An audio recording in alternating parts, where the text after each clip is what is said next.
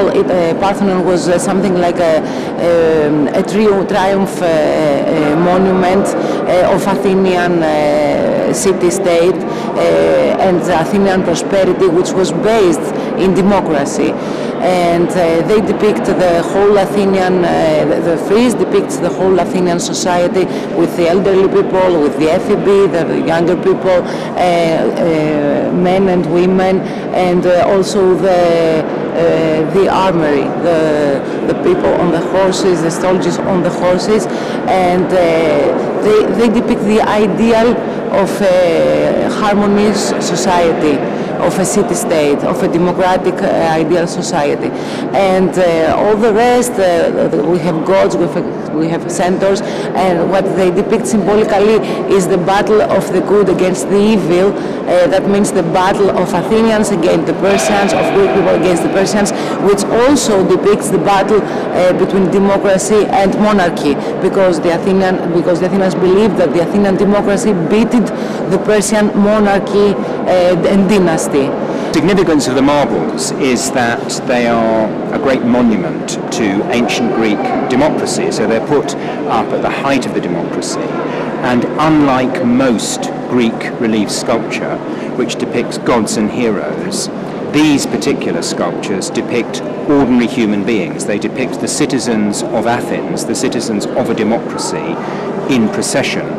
In particular, there are 192 young men depicted on the marbles, and that's the number of Athenians who were killed at the Battle of Marathon fighting the Persians, which took place shortly after the revolution, which had created the democracy. So in a sense, the victory at Marathon was a victory for the new democracy, and the 192 ordinary Athenians depicted on the marbles then become a supreme symbol of Greek democracy. And that's why these particular objects belong in the place where they were originally intended to be seen. That is, on decorating the Parthenon on the Acropolis, but they would now of course be displayed in a museum from which you can see the Parthenon on the Acropolis hill. Why do you think that story is not told by the British Museum about the revolution and the procession? Well, because history is sanitised.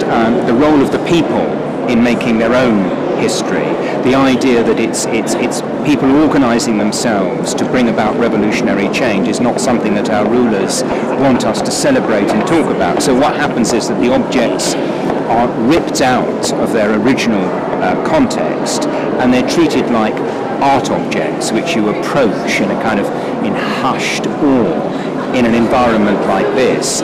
And so they cease to be living art, which is depicting a society in motion, and in fact a revolutionary society that was experimenting in a new way of decision making. They cease to be part of that and just become a form of art that people come to, and they admire the skill of the sculptors and the naturalism of the figures without really thinking about the context. I feel sadness and anger. It's the first time I see the Parthenon frieze, it's the first time I see all these sculptures, and I really feel like I'm here where statues have been kidnapped from my country, as also democracy have been kidnapped out of my country because of EU, IMF and the EU austerity measures and politicals. And I really feel that I want to shout in here. I feel we know that they don't have the proper treatment, but now that I see them, I know that there are methods of conservatives better than what I see here. Their surface could be, must have been very damaged. It's not the actual surface of the classical era. We know that Pentelic marble is very vivid and very stable and could last for centuries. I think they've done something that damaged them. I want the marbles to be back in Athens, in Greece. And not only the marbles of Parthenon, it's not only a matter of Greece's cultural heritage, it's a matter of the worldwide cultural heritage. These museums, like the British Museum, are built with finds from all over the world. This is a problem because finds should be where they were born, where they were first being made. And it would be so much different if you saw these statues under the Attic sun, or own Acropolis. It will be so much different than in a gallery of the British Museum. First of all, these are not statues. They're parts of the architectural decoration of a building. It's like if you take the columns out of a building and bring them into a gallery. That's not right. They should be on the monument. They should be on the birthplace. And these are not just statues. They depict things. They depict Athenian democracy. They depict Athenian citizens. They depict things that you can find their history and their origin in Greece, in Athens, Greece, not here in Britain. I mean, is it not the case that Greece is in the middle of a huge financial crisis, and if the marbles go back, they'll just get broken or fall into ruin or be stolen? There's absolutely no question at all that if the marbles went back, they would be absolutely revered as probably the single most important, well, they would be the most important collection of sculptures in the whole of the Greek archaeological record. And it would be a tremendous act of solidarity with the Greek people for them to be sent back now, particularly with London celebrating the Olympics, which of course originate in Greece. It would be a very fine gesture for it to actually happen right now. But it would also be of huge symbolic significance because Greek democracy has now been shut down, in effect, and Greece has had an unelected bankers' government imposed upon it by the Troika of the IMF and the EU and the European Central Bank. So in a sense, with Greek democracy being shut down, in order to impose upon the Greek people a massive program of austerity in the interests of the international banks, for this symbol of Greek democracy to go back now would be a tremendously significant event and would be a real focus, I think, for the opposition to the austerity. Yes, I feel that strongly, but these days we feel it in Greece. We feel that we are, they kidnap from us, they kidnap democracy, they kidnap our national dignity. And what happens with Elgin marbles is a matter of national dignity, is a matter of if they say to people now that no, you cannot deal with your country. Someone else has to tell you what to do. You cannot have your own free elections, you cannot have your own free economy, you cannot have social needs of the people. No, you have only needs of the bankers, and you have only politics that comes from the EU. And of course we have governments that want these politics and favor these politics, and they say that the IMF is the one that poses this policy, but we all know that it's also our government, our previous governments that are responsible for the situation. And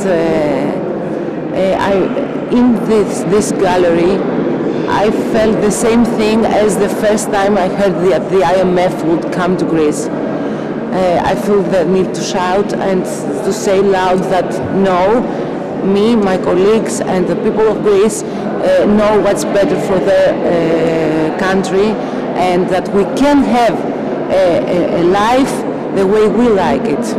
Okay, well, what you call Elgin marbles is actually the marbles of Parthenon. People usually call them Elgin by the name of the person who actually took them down from the Parthenon, and that was back in the 19th century. They are the marbles that basically complete the monument, which is supposed to be the one that symbolizes the Greek culture and the classical culture as we know it. The one that had Pericles and democracy and all that in Athens when it was born. So it's a very important monument, and it's the one that everybody thinks when they think of Athens, and a lot of the times when they think of Greece, because it's like a symbol for Greece, both abroad, and I think it's also a symbol for Greece for us as well. So then again, even more importance than just being marbles and statues, well actually not statues but reliefs. So they were taken in an age where there was a lot of imperialism, and it was actually something that used to happen a lot, the trade of antiquities. It was not illegal back then. But we do think that they should return now. And this is a view that a lot of people share, and there is a facility now to host them back in Athens.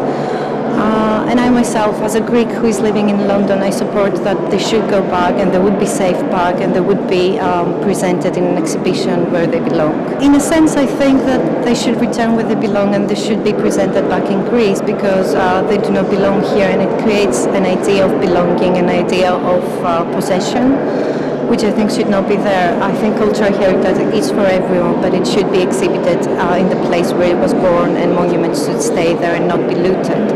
So in a sense, this is a very old case of looting antiquities, but I say it like that.